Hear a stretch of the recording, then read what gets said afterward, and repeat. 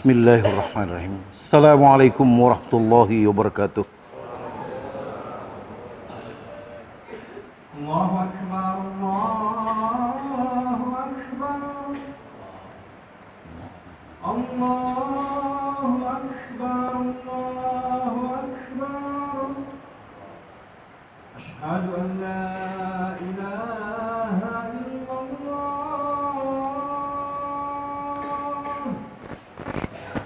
Asyhadu an la ilaha illallah.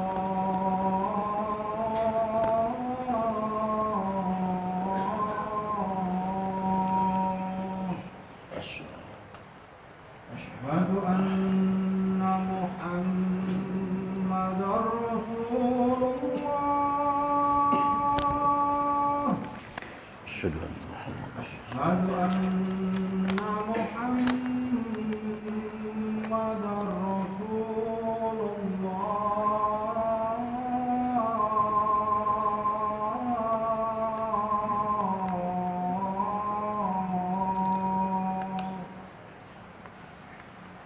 Hayya 'alas shalah.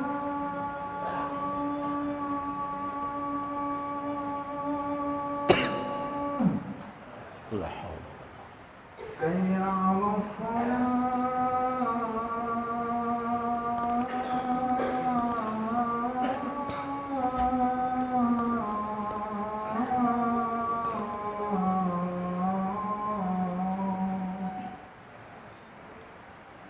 Hayya 'alal falah.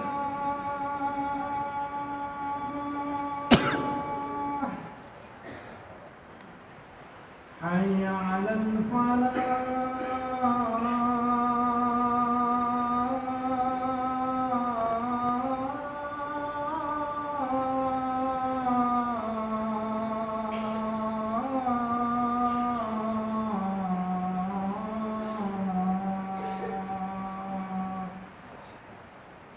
Allahu Akbar, Allahu Akbar. La ilaha illallah.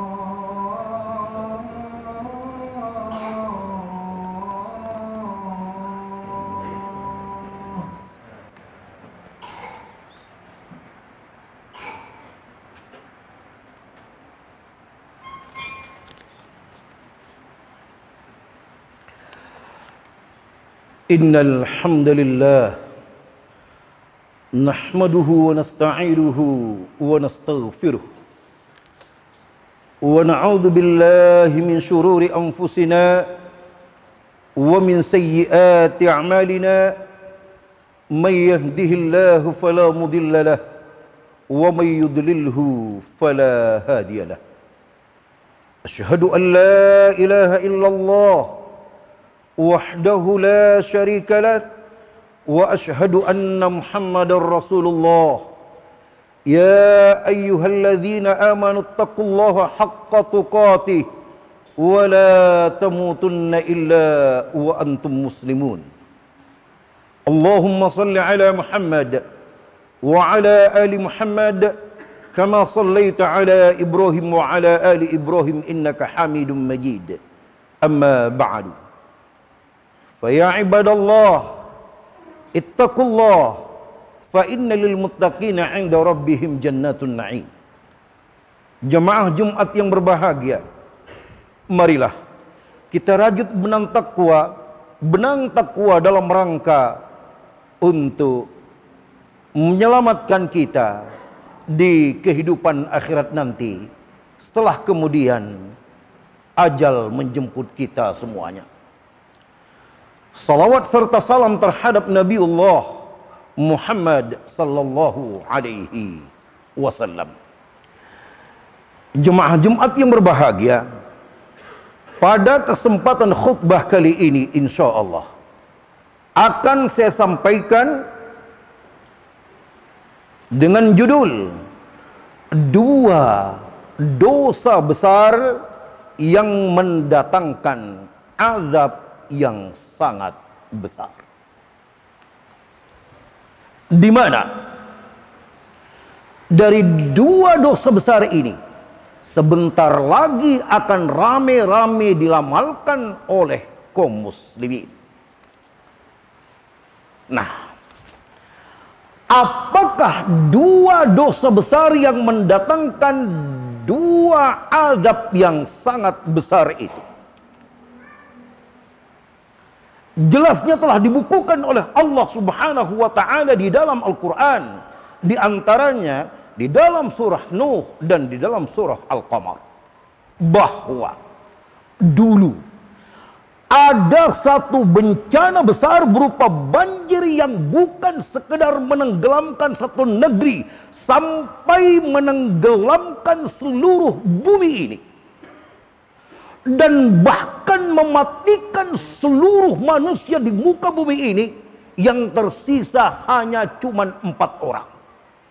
Saking dahsyatnya bencana yang Allah Subhanahu wa taala timpakan kepada mereka, yang di dalam Al-Quran diriwayatkan sebagai kaum Nabi Nuh.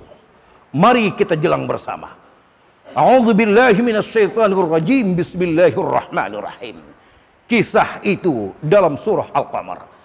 Kadzabat qaumu Nuhin fakadzabu 'abdana wa qalu majnunun wazdujir.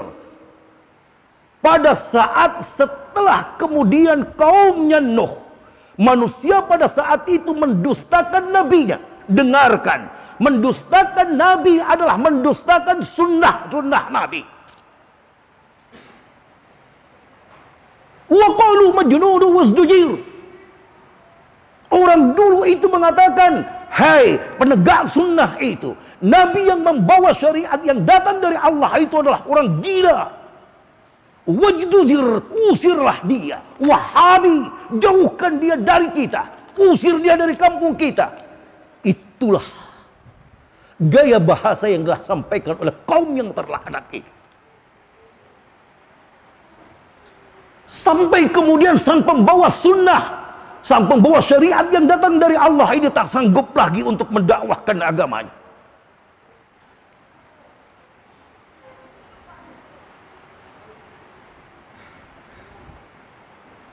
Fantasir.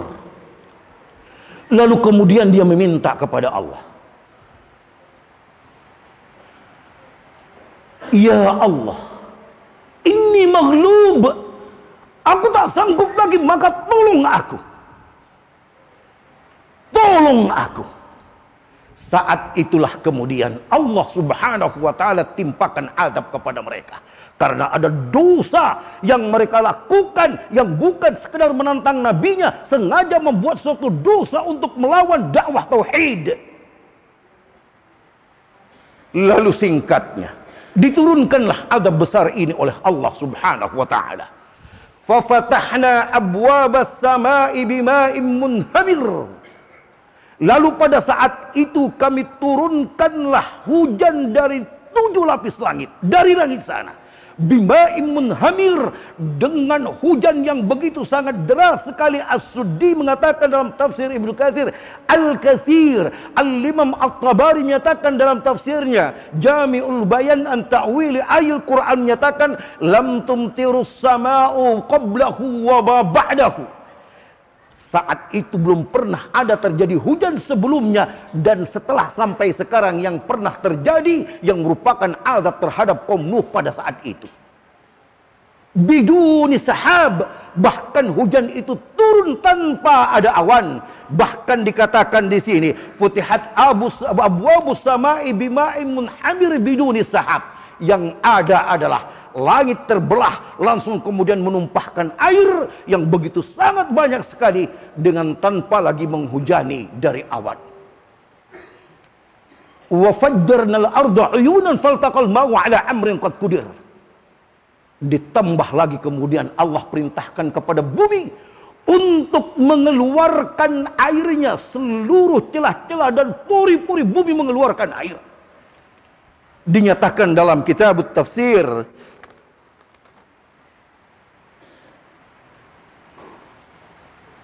faba'at jami'u arja'il ardi hatta at-tananir allati hiya mahallut niran naba'at uyuna. Semua pori-pori bumi mengeluarkan air. Sampai pada tungku-tungku yang seharusnya tanpa ada air dan tidak ada air dan dia adalah pemanas, itu pun mengeluarkan air. Batu-batu tungku pada saat itu mengeluarkan air. Faltaqal ma'u ala amrin qad qudir. Maka berjumpalah dua air besar. Dari belahan langit turun air besar, dan dari dalam bumi muncul air bah besar, sehingga terjadilah azab besar dengan menenggelamkan seluruh bumi sampai mewafatkan seluruh manusia pada saat itu, sehingga hanya tersisa 4 orang. Ikhwan fillah rahimakumullah. Apa yang Allah Subhanahu wa taala katakan setelah itu dalam surah Asy-Syu'ara ayat 19, fa'anjaynahu fil fulkil mashhun wa aghraqna ba'dul baqin. Lalu Nuh kami selamatkan dengan menumpangkannya ke perahunya, dan kemudian kami tenggelamkan sisanya yang lainnya. Termasuklah di sini yang ditenggelamkan adalah 1 dari 4 anaknya. 4 anaknya yang bernama Ham, Sam, Yafith, dan Kan'an. Kan'an inilah yang mendustai Nabi atau mendustai ayahnya sendiri.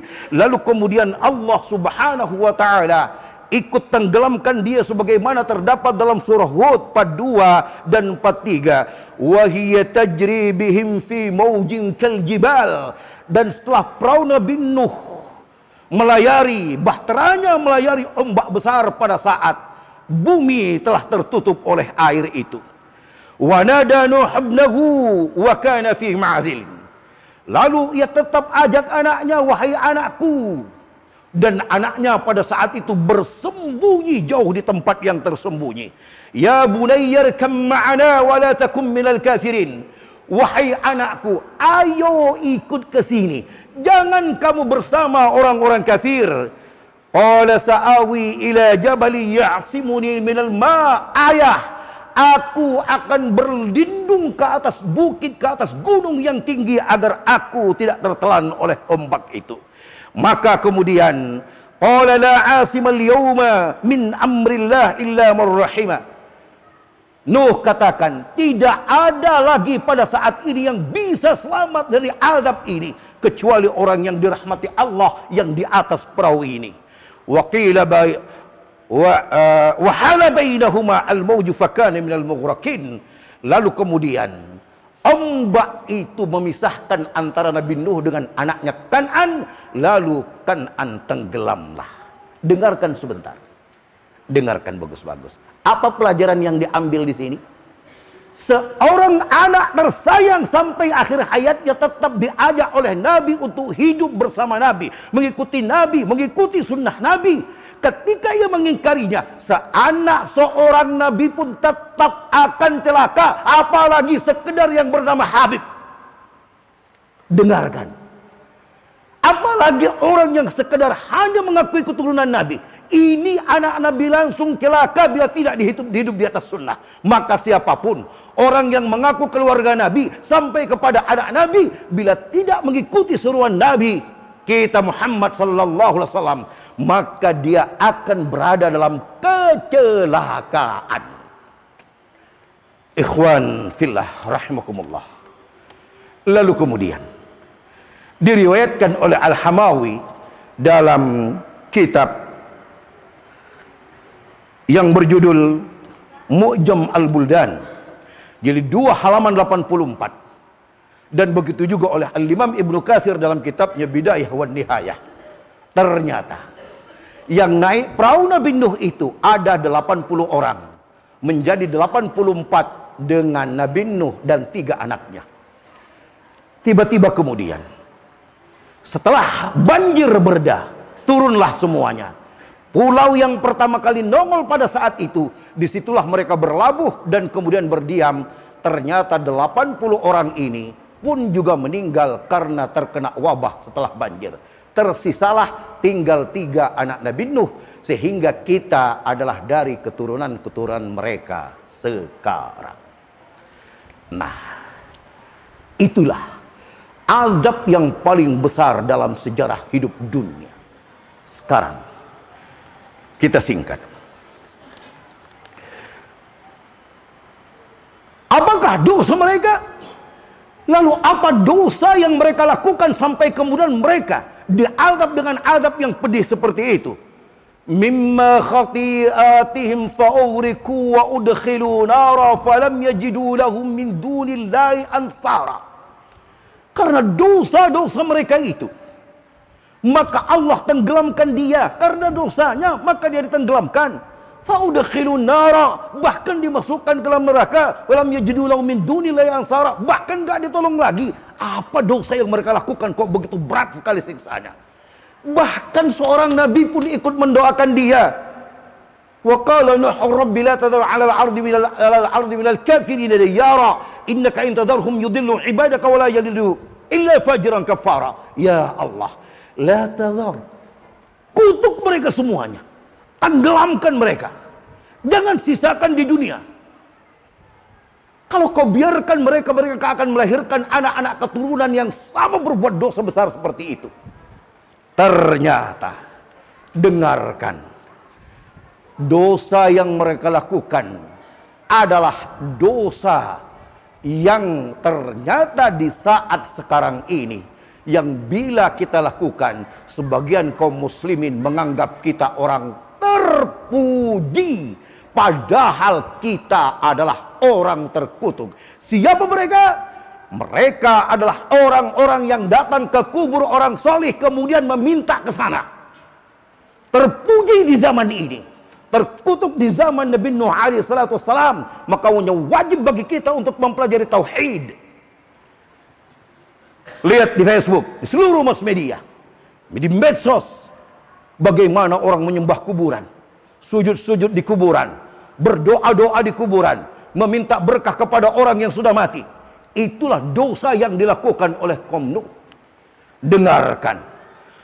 Qala rabbi innahum asawni wattaba'u man lam yazidhu maluhu wa waladuhu illa khasara. Ya Allah, aku ajarkan tauhid kepada mereka, bagaimana agar meminta dan menyembah kepadamu, tapi mereka mendurhakaiku. Wattaba'u man lam yazidhu maluhu wa waladuhu illa khasara. Bahkan mereka mengikuti pembesar-pembesar mereka yang memerintahkan untuk melakukan perbuatan. Apa perbuatannya? Nanti dalam lanjutan ayat, wa makaru makran kubara. Bahkan mereka membuat makar terhadap dakwah sunnah, terhadap dakwahnya para nabi ini. Wa qalu, dan mereka berkata, dengarkan, la tadarunna wadda wa la suwa'a wa la yaghutha wa ya'uqa wa nasra wa qad adallu katsira wa la tadidh zalimina illa dhalala. Hai, jangan pernah kalian tinggalkan Tuhan-Tuhan yang tempat kita bisa meminta kuburan orang-orang saleh itu. Hanya karena dakwah si Nuh itu, hanya karena dakwah yang mengklaim dirinya nabi itu. Jangan pernah tinggalkan keramat-keramat moyang kita, Wad, Suwa, Yaguth, Ya'uq, Nasra. 5 keramat ini jangan pernah tinggalkan. Al-Imam Ibnu Katsir menjelaskan, Al-Imam sahabat Ibnu Abbas meriwayatkan, sebagaimana Ibnu Katsir menjelaskannya, bahwa keramat itu, Wad adalah untuk keramat Bani Kalab, Suwa adalah untuk Bani Huzail, Yaguth untuk Bani Ghatib, Yaqut untuk Bani Hamdan, Nasr untuk Bani Himyar. Di mana pada hadis yang diriwayatkan oleh Imam Bukhari, saat orang ini mati pada zaman Nabi Nuh dan dia adalah umat yang sebelumnya orang-orang saleh, maka setan membisikkan kepada mereka agar kuburnya dibangun. Begitu dibangun, mulailah 100 tahun berikutnya orang menyembahnya, orang meminta ke sana, bahkan dibuatlah patung-patung dari kuburnya sesuai dengan wajah mereka, sehingga mereka bisa mengenangnya dan terus bisa meminta kepadanya, dan bahkan menganggap bahwa orang yang ada dalam kubur itu bisa memberikan manfaat dan bisa memberikan mudarat kepada mereka. Tidak ada bedanya dengan apa yang dilakukan oleh orang sekarang. Ketahuilah bahwa inilah yang menjadi sebab datangnya azab terbesar dalam sejarah kehidupan dunia, sampai banjir datang dengan air hujan yang turun dari langit, bukan lagi dari mendung tapi dari belahan langit, dan keluar dari seluruh pori-pori bumi, sampai tungku api yang panas pun sekalian mengeluarkan air, saking besarnya azab Allah gara-gara dosa syirik, yaitu meminta kekuburan. Barakallahu li wa lakum fil Qur'anil Karim wa nafa'ani wa iyyakum bima fi minal ayati wa dzikril hakim.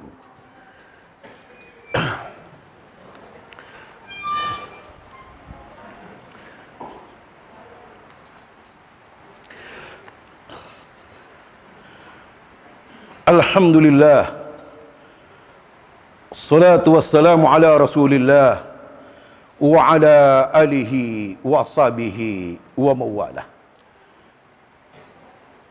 Jemaah Jumat yang berbahagia, pada khutbah kedua ini akan saya sampaikan dosa besar yang kedua yang akan mendatangkan azab tak kalahnya seperti azab yang diancamkan, yang telah diturunkan kepada umat-umat Nabi Nuh. Di mana ada satu dosa yang menyebabkan akan murkanya langit, murkanya bumi, murkanya gunung,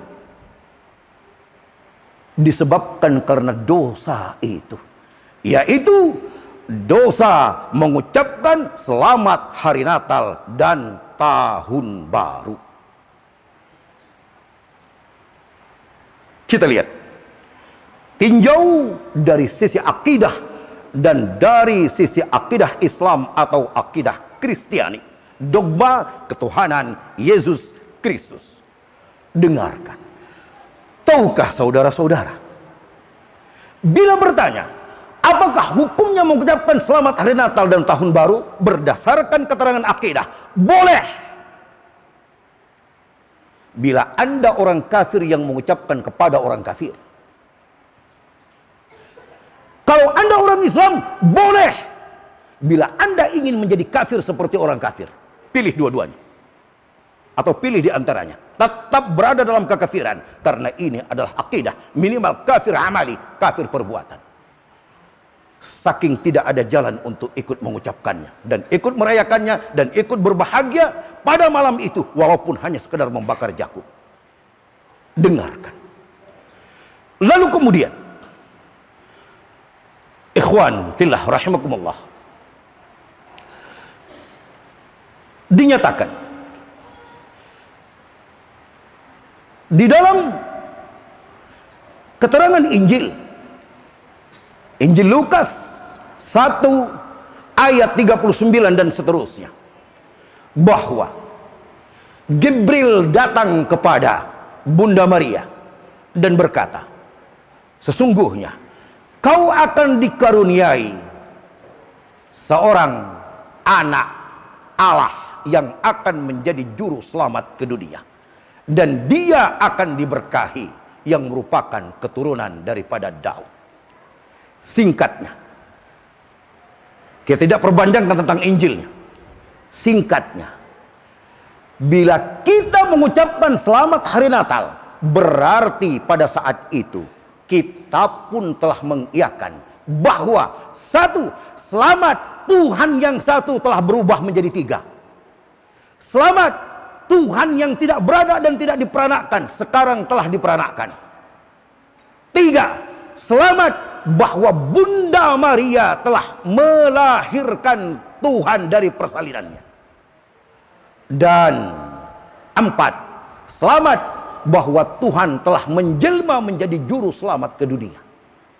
Sehingga itulah sebabnya kaum muslimin tidak boleh ikut-ikutan mengucapkan dan merayakan, walaupun hanya sekedar membelikan petasan untuk anaknya, mercon untuk anaknya, kembang api untuk anaknya, walaupun hanya sekedar begadang malam itu untuk sekedar bakar-bakar jagung.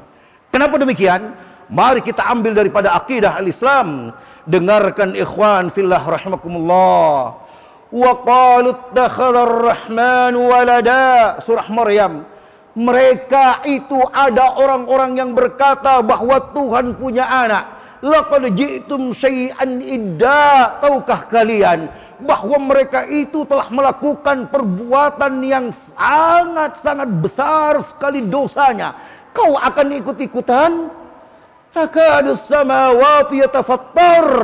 Tahu enggak kamu, akibat ulahmu sekadar bakar jagung itu, maka langit hampir akan pecah, langsung meruntuhkan diri ke bumi, sama selayak seperti yang terjadi pada Nabi Nuh. Watan syakul ard, dan bumi pun akan membelah diri, menenggelamkan manusia yang mengucapkannya itu ke dalamnya.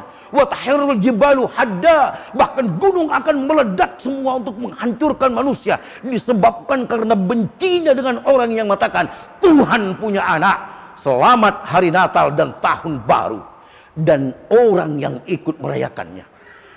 Wal'iyadu billah.